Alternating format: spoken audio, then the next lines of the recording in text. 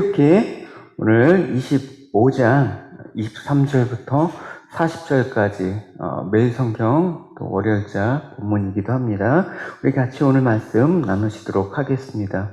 너는 조각목으로 상을 만들 때 길이는 2규빗, 너비는 1규빗, 높이는 1규빗 반이 되게 하고 순금으로 싸고 주위에 금태를 두르고 그 주위에 손바닥 넓이만한 턱을 만들고 그 턱 주위에 금으로 태를 만들고 그것을 위하여 금고리 넷을 만들고 그 네 발 위에 네 무트니를 달되 턱 곁에 붙이라. 이는 상을 맬 채를 갤 곳이며 또 조각목으로 그 채를 만들고 금으로 싸라. 상을 이것으로 맬 것이니라. 너는 대접과 숟가락과 병과 붓는 잔을 만들 때 순금으로 만들며 상 위에 진설병을 두어 항상 내 앞에 있게 할지니라.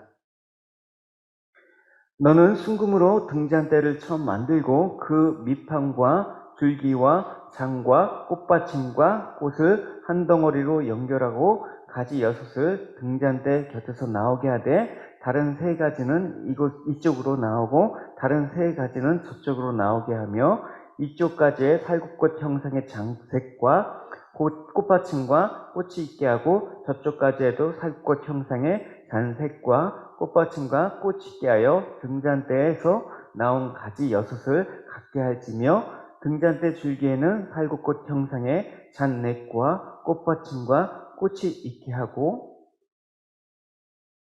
등잔대에 나온 가지 6을 위하여 꽃받침이 있게 하되 2가지 한 아래 한 꽃받침이 있어 줄기와 연결하며 또 2가지 아래에 한 꽃받침이 있어 줄기와 연결하며 또 2가지 아래에 한 꽃받침이 있어 줄기와 연결하게 하여 그 꽃받침과 가지를 줄기와 연결하여 전부를 순금으로 쳐 만들고 등잔 7을 만들어 그 위에 두어 앞을 비추게 하여 그 불 집게와 불동 그릇도 순금으로 만들지니 등잔대와 이 모든 기구를 순금 1달란트로 만들되 너는 삼가 이 산에서 내게 보인 양식대로 할지니라.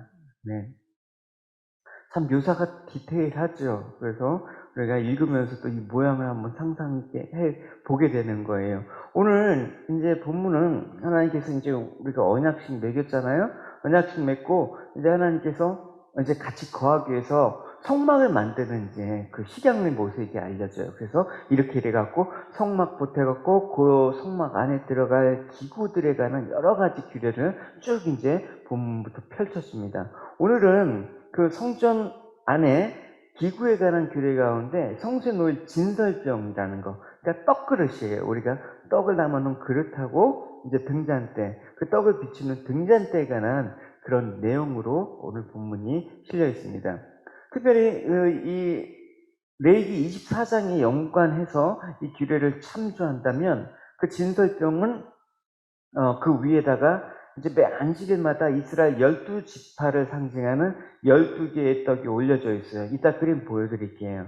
12개의 떡이 올려져 있어서 제사장들이 매주 그 떡을 이제 진설하는 거예요. 그래서 새 떡을 올려놓고 또 새로 진설할 때는 그 묵은 떡을 가져다가 이제 함께 나눠 먹는 그런 규례를 하나님께서 말씀하셨습니다. 그러면 오늘 이제 25절에 보면 하나님께서 진설병의 사면에 손바닥 넓이만한 턱을 만들려고 하겠습니다. 이렇게 쟁반이 있으면 턱이 있잖아요. 그림을 보면 이런 거죠.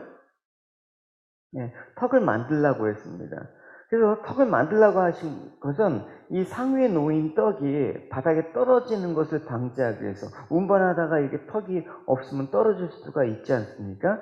그래서 진설병은 하나님께 드리는 거룩한 제물 아닙니까? 그리고 또 제사장들이 모든 백성을 대표해서 하나님과 교제하기 위해서 먹어야 된 교제의 떡이기 때문에 땅에 떨어져서는 안 되는 것입니다. 즉 하나님께서 이 진설병 상에 턱을 만들게 하여 이게 거룩한 제물이 더럽히지 않도록 보존하셨다라는 거예요. 그래서 하나님의 백성들은 결코 하나님과의 생명의 교제에서 떨어져서는 안 된다라는 것을 가리키고 있습니다. 하나님 백성들이 떨어진다면 어떡합니까? 당연히 하나님께서 공급해주는 영적인 양식을 받지 못하면 영적인 생명을 유지할 수가 없는 것입니다.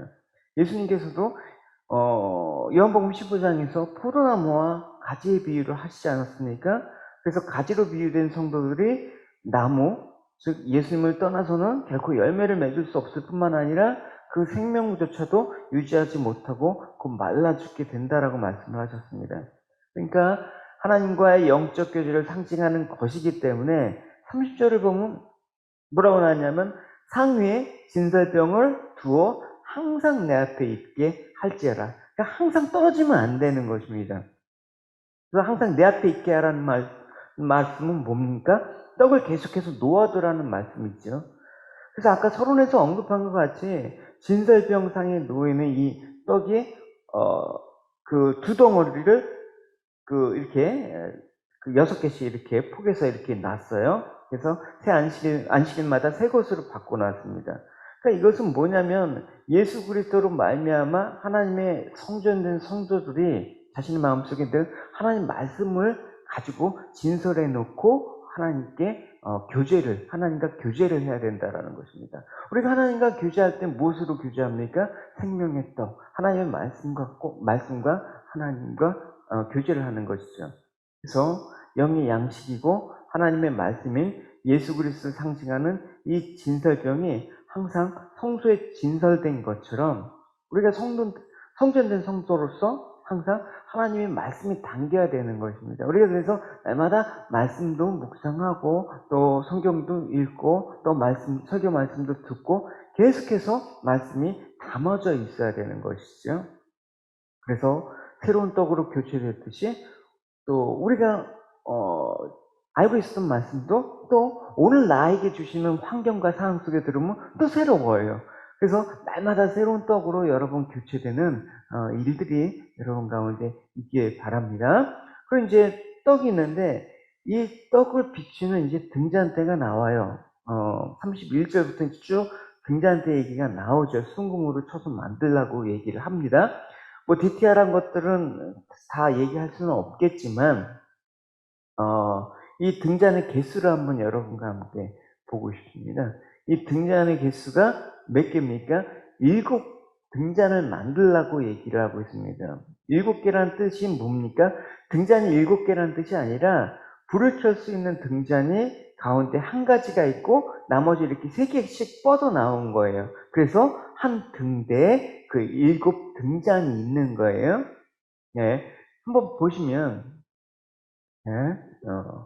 31절과 32절을 한번 보시고 그림을 보실게요. 너는 순금으로 등잔대를 처음 만들되 그 밑판과 줄기와 장과 꽃받침과 꽃을 한 덩어리로 연결하고 가지 6을 등잔대 곁에서 나오게 하되 다른 세 가지는 이쪽에서 나오고 다른 3가지는 저쪽으로 나오게 하며 이렇게 얘기하고 있습니다. 그림을 이제 한번 보시면 이해가 갈 겁니다.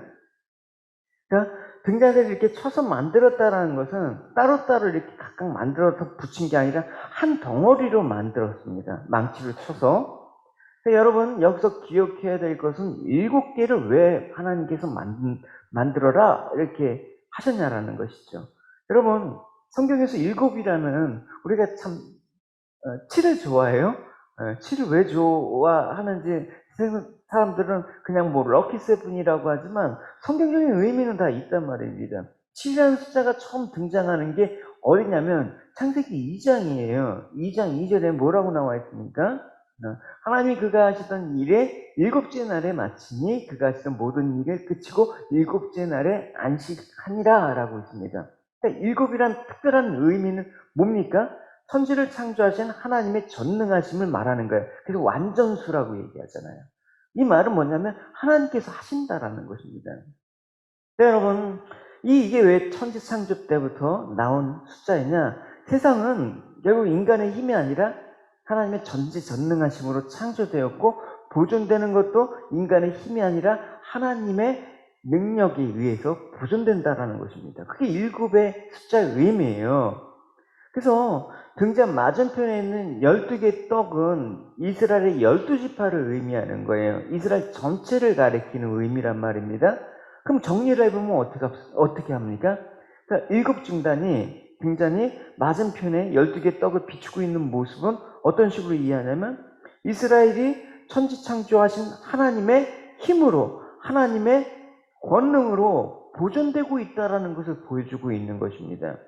여러분, 이거를 영적으로 한번 대입을 해봅시다. 적용을 하면 어떻게 할 수가 있습니까?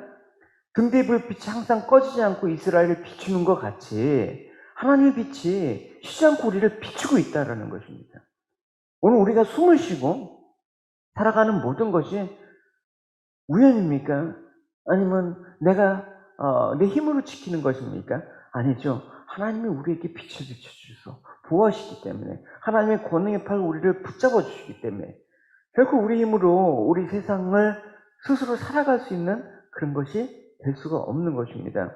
그런데 사람들은 참 이상하죠. 그럼에도 불구하고 열심히 내가 노력해서 뭔가 세상을 이루는 자로 살려고 한단 말입니다.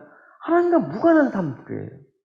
이것이 하나님에 대한 생명이 있는 자, 없는 자의 차이점이란 말입니다. 그러니까 똑같이 먹고 마시고 사는 건 똑같은데 우리가 하나님 발 아래서 어제 말한 것처럼 먹고 마시느냐? 그거 무관하게 내가 열심히 일해서 땀 흘려서 하나님과 무관하게 먹고 사느냐? 결국 부자와 거지 나사로의 비유처럼 하나님 품에서 우리는 먹고 사는 게 더 행복한 거죠. 그래서 천지를 창조하신 하나님의 능력이 여러분들을 오늘도 돕고 있습니다. 할렐루야. 오늘 이 시간까지 여러분들이 나오게 된 것은 무엇입니까? 우린 부족하고 약하지만 어제 언약을 얘기하면서 계속해서 지킬 수 없지만 계속해서 하나님 갱신을 하셔가면서 하나님 앞에 계속해서 나오게 하고 하나님의 거룩한 백성이 되게 하는 까닭은 뭡니까? 하나님의 언약을 지키시는 거룩한 능력 때문에 그래요. 하나님 신실하시잖아요. 그러니까 하나님의 도우심으로 여기까지 왔다라는 것입니다. 이 사실을 믿는 것입니다. 그러니까 성막이라는 건 단순히 어떤 기구에 관한 얘기가 아니라 결국 그리스도의 몸과 그리스도의 몸으로 구성된 지친 우리에 관한 그런 내용으로 이어지기 때문에 조금 더 깊게 파고들면 참 영적 교훈을 많이 얻을 수가 있어요. 그래서 우리는 등잔 맞은편에 있습니다. 결국 우리는 스스로 빛을 내는 게 아니라 빛을 받아서 산다. 그래서 비록 우리 지금 삶이 어려운 가운데 여전히 해결되지 못하고 낙담과 절망을 맞이할 때도 있을 것입니다. 그러나 여러분, 이것을 전체적으로 볼 수 없는 우리의 연약함 때문에 그래요. 하나님의 계획 전체 가운데 보면 오늘 이 상황은 결코 우리가 낙담한 상황이 아니라는 것이죠. 여러분, 늘 제가 말씀드리지 않았습니까? 인생을 살아보고 얘기하자.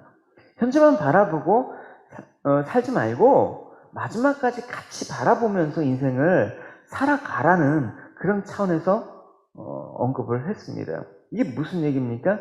그러니까 인생은 결국 풍족한 삶이 목적이 되어서는 안 되는 거예요. 심판을 바라보고 산다면 마지막 때 심판 때 결국 우리 영혼이 구원받는 거, 잘 되는 것이 우리의 목적이 돼야 되지 않습니까? 그걸 위해서 하나님께서는 우리를 도우신다라는 것입니다. 우리는 하나님의 도우심 없이는 살 수 없는 나약한 존재예요. 그러나 하나님의 도우심은 우리 영혼이 잘 되게 하는 거지 육신이 잘 되게 하는 거? 그거는 그때그때 달라요. 하나님 우리를 천국에 보내시기 위해서 일을 하시고 그렇다면 구원을 위해서 일하시는 하나님께서 우리를 멸망으로 부추기시는 일이 없다라는 것입니다. 그 빛을 가운데 항상 사망의 음침한 길을 다닐지라도 항상 그 빛을 비추셔서 그 길을 지나가게 하신다라는 것입니다. 바로 하나님의 시각과 우리 인생가 바라보는 차이 시각은 분명히 있는 것이죠. 그렇지만 우리가 좀 뭔가 풀리지 않고 답답함이 올 때 여러분 이 생각은 항상 하셔야 되는 거예요. 하나님은 우리 인생 전체를 보고 인도하신다. 할렐루야. 마지막 심판까지 보고 우리를 돕고 계신다. 우리가 시편 강의에서는 또 나눈 것처럼 시편 13편에 오랜 환난 가운데 하나님께 기도한 다윗의 기도가 나옵니다.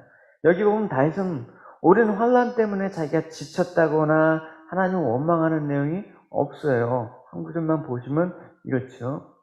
여호와 내 하나님이여 나를 생각하사 응답하시고 나의 눈을 밝히소서. 두렵건대 내가 사망의 잠을 잘까 하오니요.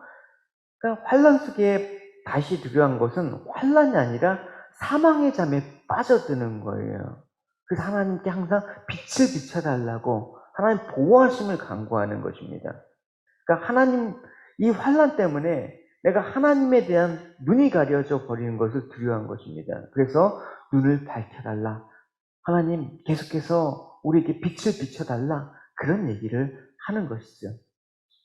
그래서 다윗은 환란을 통해서 하나님을 알아갔고 또 하나님을 아는 것만큼 자신의 환란도 결국 어떤 결론을 내렸어요? 이 일도 하나님이 하시는 일에 동참하는 것이구나 라는 깨달음이 있었기 때문에 올해는 환란 가운데 그의 기도는 자신을 위한 기도가 아니라 하나님을 위한, 하나님의 영광을 위한 기도를 했던 것입니다.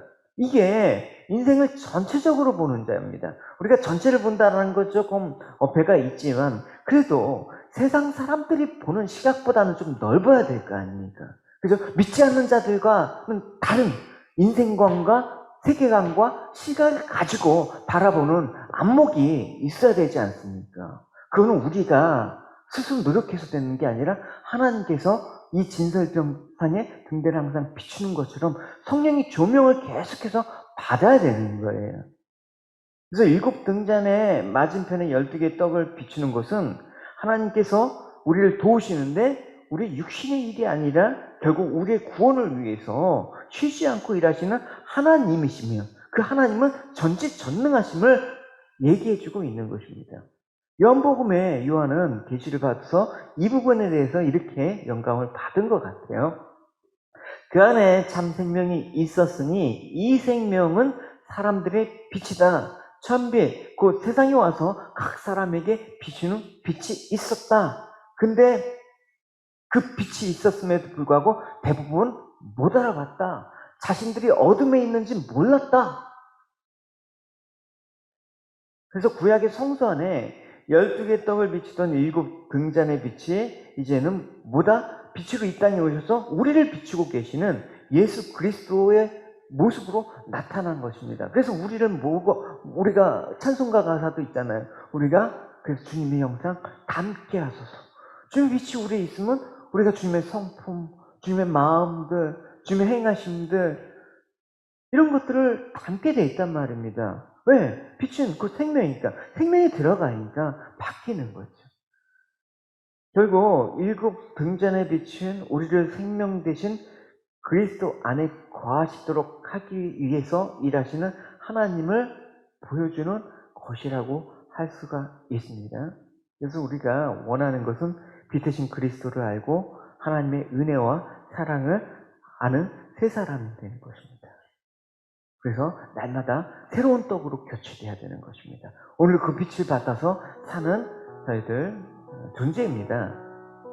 참된 생명을 위해서라면 이제 하나님의 구원하심을 위해서 나를 이끄시는 거라면 이 땅의 어떤 어려움들 또 이 땅의 어떤 유혹도 내가 이겨낼 수 있는 힘을 하나님 주십시오. 포기할 수 있는 마음을 주십시오. 나를 부인할 수 있는 하나님 마음을 주십시오. 그것은 하나님의 등잔대에서 떡을 비추는 그것들이 끊이지 않고 계속해서 비춰주신 것처럼 잠시도 우리를 놓지 않고 계시는 주님의 빛이 우리에게 있어야 됨을 고백합니다. 하나님 그렇게 쉬지 않고 일하시는 그 주님을 찬양합니다. 우리의 눈이 하나님을 보게 될 때 비로소 이렇게 범사에 감사하는 자로 살게 될 것입니다. 오늘도 생명 되신 주님, 우리를 비춰주시는 주님 앞에 우리가 나가는 그래서 이제 10월 2020년 21년 참 힘든 터널을 지나가고 있는데 여전히 우리는 어둠 가운데 있지만 빛 대신 주님께서는 계속해서 빛 가운데 우리를 인도하셨음을 믿습니다. 우리 같이 찬양 드리시고 여러분 또